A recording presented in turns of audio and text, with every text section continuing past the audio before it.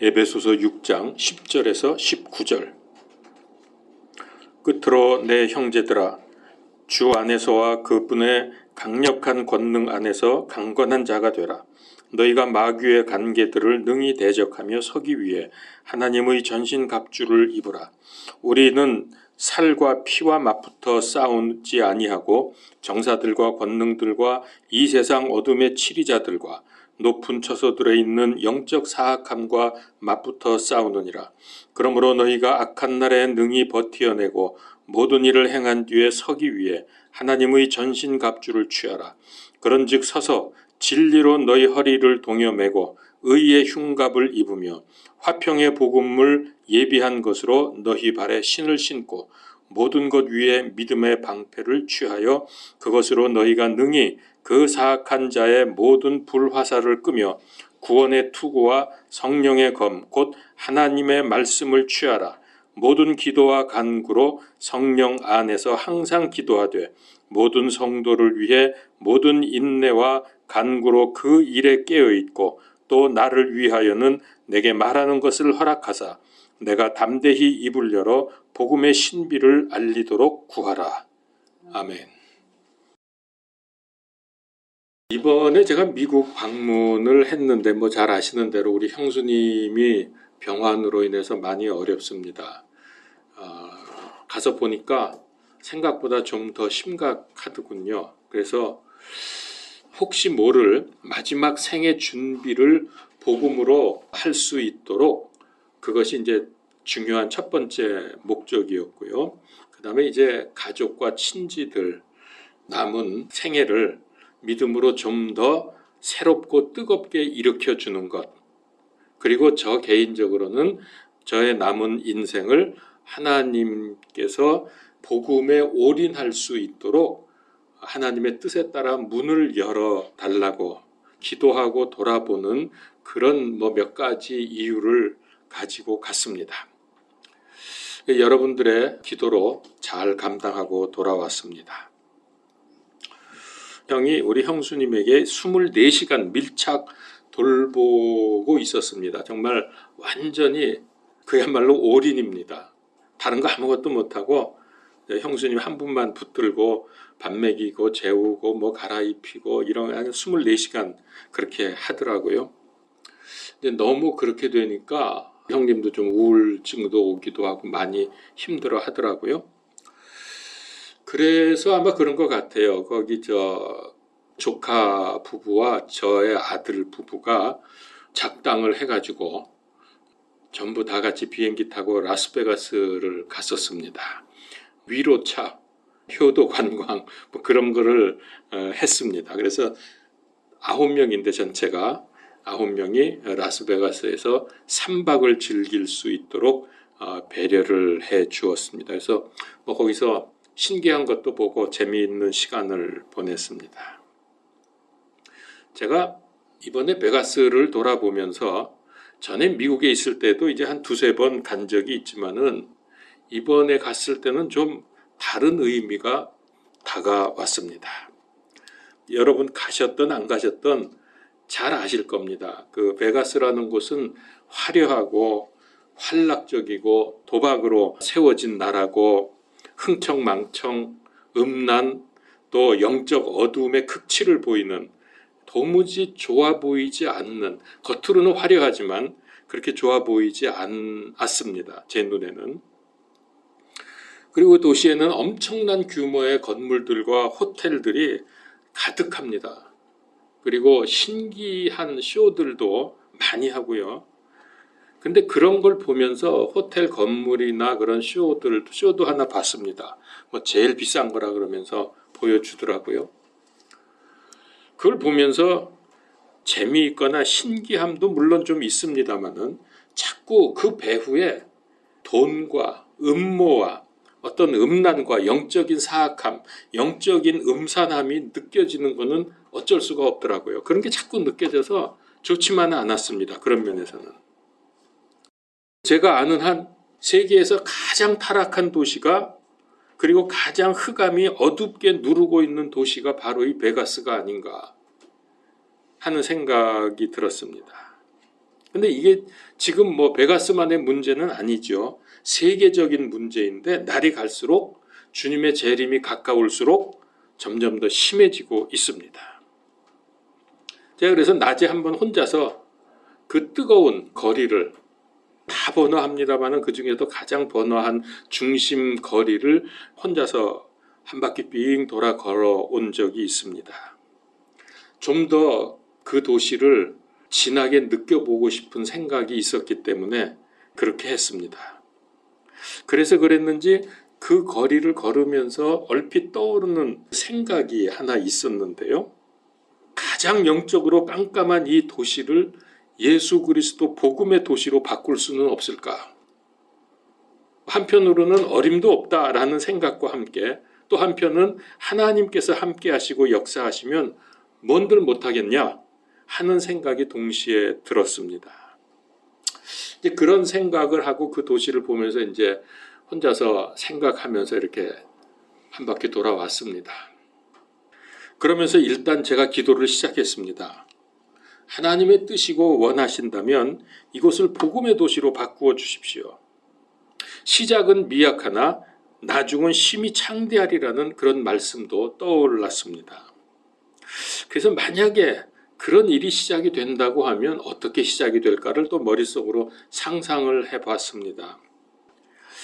처음에는 그 베가스 변두리에서 시작을 하겠죠. 뭐 중심부터 할 수는 없겠죠. 거기가 어마어마한 그 뭐 수조 원대가 움직여야 되는 그런 도시니까.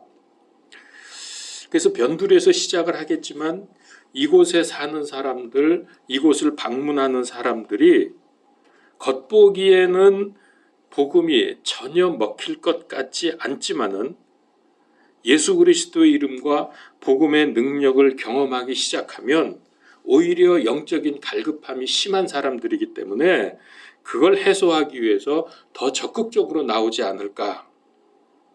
오히려 그 중에서 복음에 헌신하는 사람들이 일어나지 않을까 하는 생각도 들었습니다.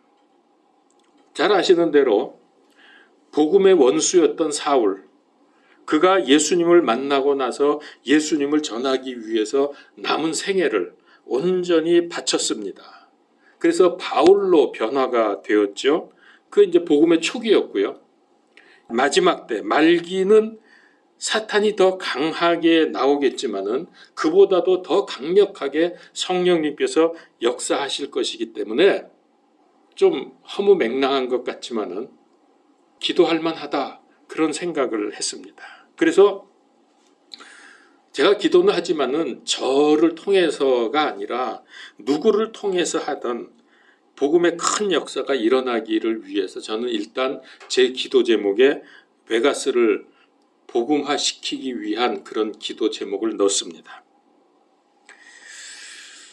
기도는 땅에 떨어지지 아니하고 반드시 응답된다고 하셨으니까 혹시 이 기도가 제가 기도하는 그대로 응답될 수도 있고 아니면 여기는 뭐 어차피 버려진 곳이라고 하나님께서 그렇게 하셨다고 하면 뭐 그럴 확률은 저는 거의 없다고 보지만은 어쨌든 그렇다면 저의 기도가 다른 곳에서 다른 방법으로도 응답될 수 있다고 싶었기 때문에 저는 일단 기도 제목에 넣었습니다.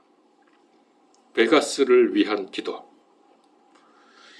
그런데 이미 여러분들에게 제가 카톡으로 보내드렸지만 그것뿐만 아니고 이번 7월 말 8월 초에 제가 태국과 라오스 목회자 수련회를 위해서 2박 3일간 말씀을 전하도록 그렇게 되어 있어서 그것도 역시 기도를 하고 있었는데 근데 사고가 터졌습니다.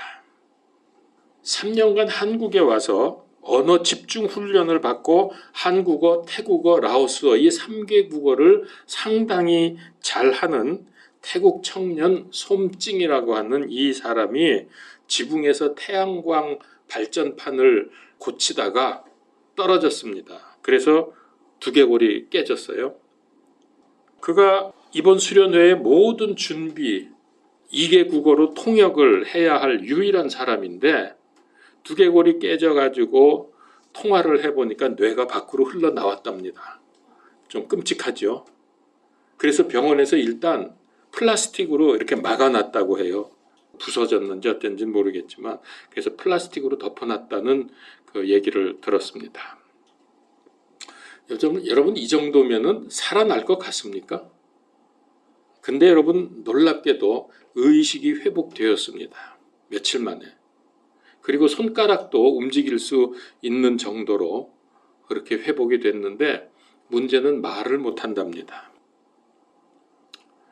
자, 유일한 통역관인데 말을 못하니까 이럴 때는 우리가 해야 될 일은 뭡니까? 기도 외에는 다른 대안이 없습니다. 그래서 태국과 라오스 현지 그리고 저와 여러분들이 지금 이 일을 위해서 비상기도에 돌입한 것입니다. 하나님께서 어떻게 역사하실지는 모르겠지만 일단 솜증이 빨리 회복되도록 그리고 목회자 수련회를 통해서 놀라운 복음의 열매가 맺어지도록 계속 기도를 해주시기 바랍니다. 솜증이 통역을 하지 못하면 지금 거기 현지 선교사님이 이렇게 말을 했습니다. 자기가 그 현지 선교사님이 태국어로 통역을 하고 그 다음에 태국인 목회자나 신학생 중에서 라오스 말을 할 수 있는 사람을 세워서 순차 통역을 계획하고 있다. 뭐 어떻게 될지는 알 수가 없습니다. 기적이 일어날지 아니면 또 그렇게 해서 이 수련회가 진행이 될지 어떻게 될지는 모르겠습니다. 이제 제가 강의를 해야 되기 때문에 딱 떠오르는 걱정이 이거 내가 하는 강의 내용이 얼마나 정확하게 전달이 될 수 있을까? 이게 영 의문이더라고요. 그런 식으로 이제 통역을 하니까. 그러나 여러분, 역시 성경이 우리에게 답이죠. 세상의 복음이 시작되던 때에 그때가 언제입니까? 예수님이 십자가에서 죽으시고 부활하시고 승천하신 그 어간 복음이 이 세상에서 시작될 때 어떤 일이 있었습니까? 마가의 집 다락방에서 기도하던 제자들이 오순절 날이 되어서 예루살렘 거리로 나가서 복음을 선포했더니 15개국에서 몰려온 사람들이 각각 자기 나라의 말로 알아들었던 큰 역사가 일어났습니다. 그처럼 마지막 때에도 이와 같은 소통의 역사가 일어나기를 기도해야 되겠습니다. 이런 일련의 일들을 보면서 마지막 때 영적 전쟁이 얼마나 치열하게 일어날지, 얼마나 많은 기도와 결단과 행동을 요구할지 우리에게 강한 경각심을 주고 있습니다. 마가복음 13장 33절에 너희는 주의하라, 깨어 기도하라. 그때가 언제인지 너희가 알지 못하느니라. 베드로전서 4장 7절에도 오직 모든 것의 끝이 가까이 왔으니 그러므로 너희는 정신을 차리고 깨어 기도하라. 베드로전서 5장 8절 9절 정신을 차리라 깨어 있으라. 너희 대적 마귀가 울부짖는 사자같이 두루다니며 삼킬 자를 찾나니 믿음에 굳게 서서 그를 대적하라. 세상에 있는 너희 형제들도 동일한 고난을 겪는 줄을 너희가 아느니라. 이런 말씀들대로 지금 우리는 깨어서 기도해야 할 때입니다. 예수님께서도 공생애를 시작하려고 할 때 마귀의 방해를 받으면서 3가지 시험을 받으셨습니다. 예수님도 마귀의 공격을 받았는데 하물며 우리일까 보냐? 지금 믿는 사람도 넘어뜨리려고 최후의 발악을 하고 있는 것이 보이지 않습니까? 저는 이번에 베가스 방문과 솜찡 사고 이런 얘기를 들으면서 보면서 이게 보통 일이 아니구나.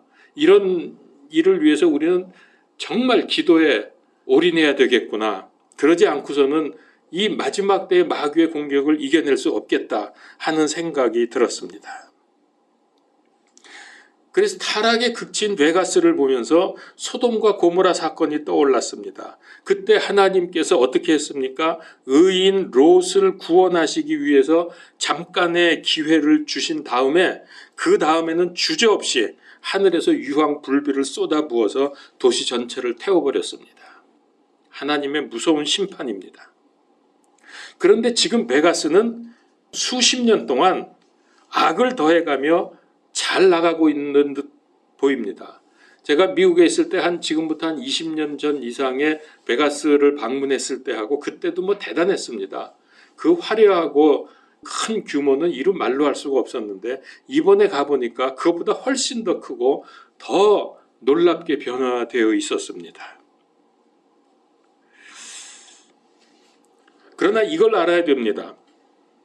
지금은 은혜 시대라서 저들이 돌아오기를 하나님께서 끝까지 기다리시는 중이지 결코 그대로 넘어가진 않습니다. 머지않아서 주님 재림하시고 세상 끝이 올 때는 자비 없는 하나님의 분노의 심판이 떨어질 것입니다. 미국 곳곳에서 재앙이 일어나고 전 세계적으로 홍수, 토네이도, 불볕더위, 한파, 태풍, 지진 등으로 몸살을 앓고 있습니다. 근데 여러분 이런 걸 볼 때 그냥 마지막 때구나, 이거 어떡하지? 힘들겠네, 이렇게만 생각하시면 안 됩니다. 이건 단순한 재난의 고통이 아닙니다. 이거는 하나님께서 제발 나에게 돌아와라, 하나님의 애타는 경고이고 부르심입니다. 이런 일련의 사건들을 보면서 하나님이 지금 마지막 기회를 주고 계시고 기다리고 계시는구나, 하나님이 우리에게 돌아오라고 애타게 부르짖고 계시구나, 이 음성을 들어야 되는 거예요. 지진을 통해서, 홍수를 통해서. 그럼에도 불구하고 죄 가운데서 돌이키지 아니하면 이제 때가 되면 심판으로 영원한 멸망을 당할 것입니다. 여러분, 이런 경고예요. 지금 이게 이 시대가 그렇고 이런 사건들이 전부. 그래서 제가 그렇게 목 놓아 외치는 영적 생활, 이게 기본이고 믿음 생활의 전부라고 제가 자주 반복을 하는데, 그래도 여러분 잘 안 될 때가 있죠. 잘 안 되는 사람들이 있죠. 왜 그럴까요? 영적 생활이 중요하지 않다고 생각되어서입니까? 나중에 하면 되지, 지금 뭐 꼭 할 필요 있나 하는 아니란 생각 때문입니까? 아니면 제가 반복해서 말하니까 잘 들리지도 않습니까? 맨날 하는 얘기? 마귀가 가장 싫어하고 가장 무서워하고 막고 싶은 것이 무엇이겠습니까?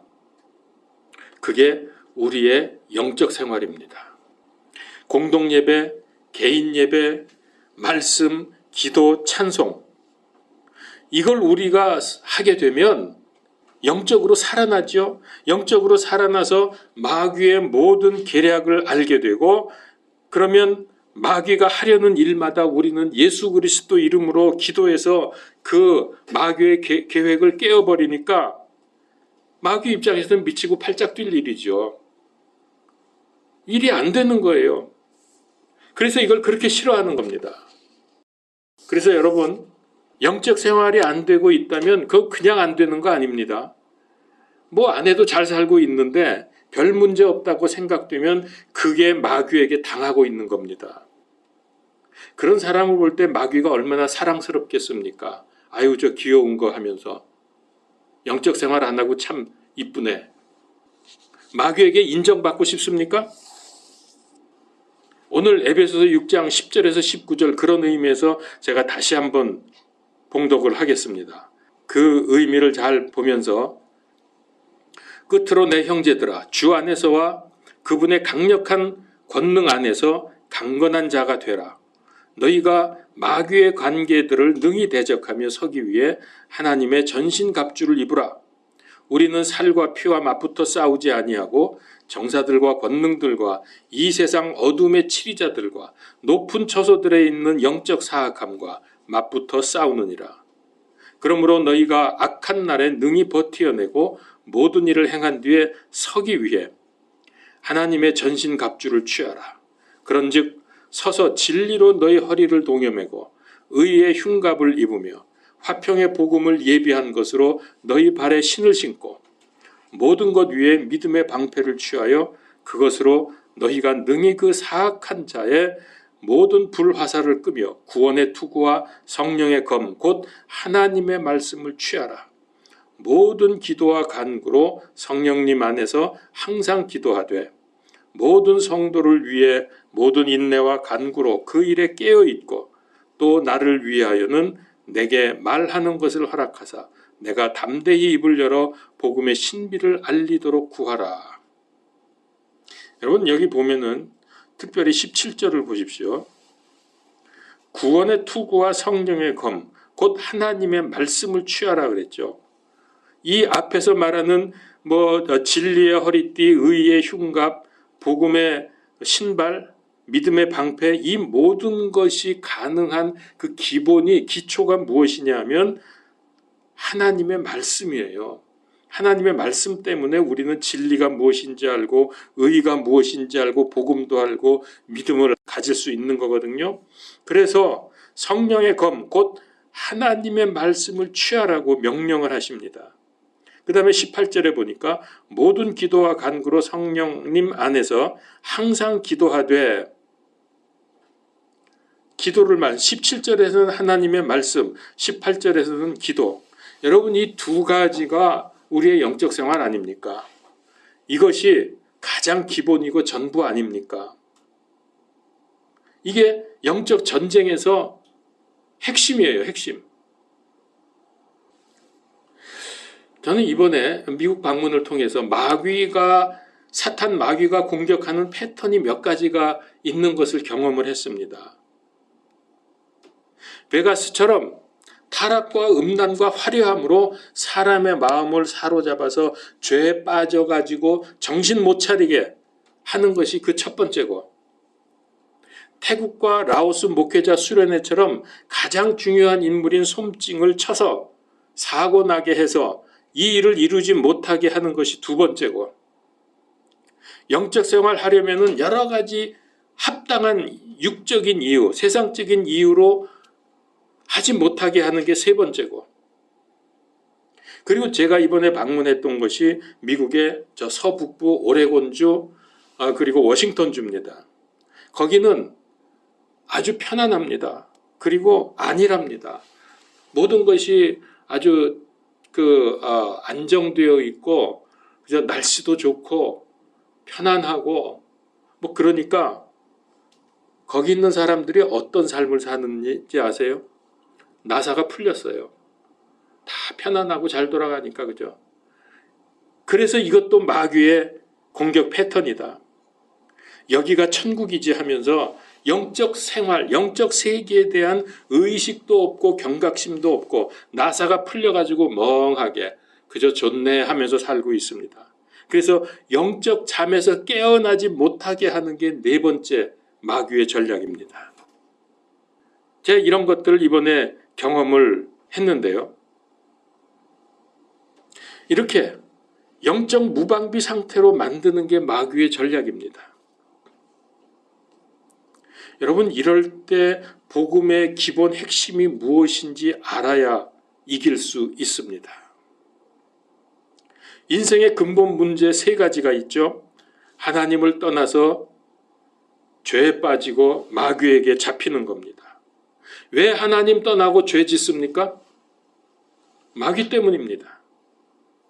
세상에 수백, 수천, 수만의 모든 문제들이 바로 마귀 때문에 일어나고 있습니다. 이런 영적인 사실을 모르면 영적 전쟁할 때마다 판판이 깨질 수밖에 없어요. 이기지 못합니다. 그러면 어떻게 해결해야 합니까? 마귀에게 속아서 잡혀있고 당하면서 사는데 여기서 벗어나야 합니다. 인간의 힘과 방법으로는 불가능합니다. 그냥 이대로 가면은 영원한 지옥에 갈 수밖에 없습니다. 그러나 불가능한 이 문제를 해결해 주실 분이 이 세상에 오셨습니다. 그분은 우리를 지으시고 전능하신 분이십니다. 그분이 사람으로 오셔서 마귀에게 속아서 하나님 떠나고 죄짓고 멸망당해야 되는 이 문제를 깨끗하게 완벽하게 해결해 주셨습니다. 어떻게 해요? 예수 그리스도 십자가에서 피 흘려 죽으시고 부활하심으로 이 문제를, 우리가 해결할 수 없는 이 문제를 확실하게 해결해 주셨습니다. 이 사실을 믿으면 됩니다. 만일 믿지 않으면 영원한 멸망을 당합니다. 왜? 마귀로 인해서 지은 죄 때문에 죄를 해결하지 못했으니까. 십자가의 속죄의 능력을 받지 못했으니까 지옥 갑니다. 마귀에게 속고 당하고 사는 사람들에게 영적 세계가 있다는 말은 농담으로 들리든지 허무맹랑한 헛소리로 들릴 것입니다. 근데 그러면서도 이상한 거는요, 영적인 세계를 또 알아요. 인정을 해요. 그건 뭐냐면은 악한 영, 귀신 이런 것들을 인정을 합니다. 그래서 뭐 하나님, 영적 세계 얘기하면 그런 게 어딨냐고 그렇게 무시하던 사람이 어떻게 합니까? 무당 찾아가서 점치고 이딴 짓 해요. 아주 아이러니하죠. 종교생활하면서 잡신에게 빌어댑니다. 그러니까 자기도 서로 앞뒤가 안 맞는 거예요. 그러나 영적 세계에 대해서 확실하게 알고 나면 오히려 지금 우리가 살고 있는 이 눈에 보이는 육적인 세계는 이건 별 의미가 없습니다. 이건 지나가는 허상입니다. 이건 영원하지 않습니다. 잠시 후 주님께서 재림하시면 이거 다 끝장납니다. 그리고 영적 세계가 실상이라는 것을, 영원하다는 것을 인정할 수밖에 없습니다. 그것이 우리가 앞으로 살아갈 영원한 세계, 하나님의 왕국이고 새 예루살렘 성이 있는 바로 그곳입니다. 거기가 진짜고 실상입니다. 자, 그러면 영적인 세계, 영적인 문제에 대해서 우리가 알아야 되는데 어떻게 알 수 있어요? 어떻게 해야 돼요? 누가 가르쳐줘요? 이 세상에는 없습니다. 영적 세계를 정확히 알려주는 것은 오직 성경 한 권뿐입니다. 성경 외에는 없습니다. 성경에 의하면 마귀를 쫓아다니는 악한 영들이 전체 천사들의 3분의 1이나 된다고 합니다. 그러니까 이것들 힘이 막강한 거예요. 천사의 3분의 1이 마귀 세력에 동조하고 있으니까. 그래서 이것들 때문에 우리는 영적 전쟁을 해야 한다는 거예요. 영적 전쟁이 끊임없어요. 이 전쟁에서 승리하려면은 적을 알고 나를 알아야죠. 적이 누굽니까? 마귀를 알아야 되죠. 마귀의 정체를 알아야 되고, 마귀가 어떤 전략을 가지고 공격하는지, 그 특징이 무엇인지, 마귀가 그렇게 하는 목적이 무엇인지 등등 이런 것들을 마귀에 대해서 다 알아야 돼요. 그리고 나를 알아야죠. 내가 단점이 무엇인지, 내가 장점이 무엇인지, 뭐 그 외에 약점 뭐 이런 것들을 알아야죠. 이런 걸 어떻게 알 수 있다고요? 성경을 보면 알 수 있어요. 마귀가 어떤 놈인지 모든 부분을 다 알 수 있고, 내가 얼마나 큰 죄인인지 성경을 봐야 알 수 있다고요. 이게 뭐 머리 좋다고 알 수 없습니다. 인생 경험이 많아도 안 됩니다. 지식이 많아도 알 수 없습니다. 오직 성경을 통해서만 마귀의 모든 것을 알 수 있고, 내가 누군지, 내가 얼마나 큰 죄인인지 알 수 있습니다. 이게 분명해지면 답이 나오죠. 아하, 나는 안 되는구나. 전능하신 분을 의지하고 그분의 이름의 능력으로 싸워야 승리할 수 있다는 답이 나오는 거예요. 이 답대로 하면은 영적 전쟁 할 때마다 판판이 이기는 겁니다. 모르면 판판이 집니다. 마귀는 세상과 인생 모든 분야에서 분탕질을 하면서 사고를 칩니다. 정치, 경제, 사회, 문화, 또 우리 개인의 마음과 생각과 행동, 말 이런 등등에서 계속해서 우리를 넘어뜨리려고 오만 가지 간교한 방법을 다 쓰면서 공격해 옵니다. 그래서 한순간도 놓치지 말고 예수 그리스도 붙들고 깨어서 영적 생활에서 코람데오, in Christ, 이 뭡니까? 코람데오, 하나님 앞에서 before God 혹은 in front of God, 다음에 in Christ, 그리스도 안에서 뭐 다 같은 의미입니다. 이게 복음을 누리는 겁니다. 어떻게 복음을 누릴 수 있어요? 영적 생활을 해야 됩니다. 그러면 마귀가 나를 그렇게 사랑했다가 이제는 미워하고 나를 원수로 생각하겠죠. 그러면 때때로 고난이 올 수 있어요. 그런 거 두려워할 필요가 없어요. 이게 영적 전쟁입니다. 이게 우리 크리스찬의 삶입니다. 우리에게는 승리가 보장되어 있고 영원한 행복한 나라가, 그 왕국이 우리를 기다리고 있습니다. 여러분, 영적 전쟁에서 승리하시기 바랍니다. 기도합시다.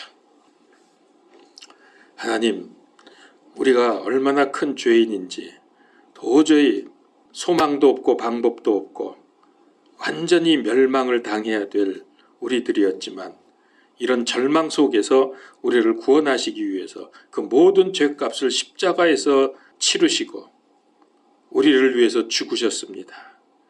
그리고 전능하신 하나님의 능력으로 다시 살아나셨습니다. 이 사실을 우리가 믿을 때에 마귀가 물러가고 구원의 역사가 일어나고 영적 전쟁에서 이길 수 있는 귀한 복음의 역사가 일어날 것을 믿습니다.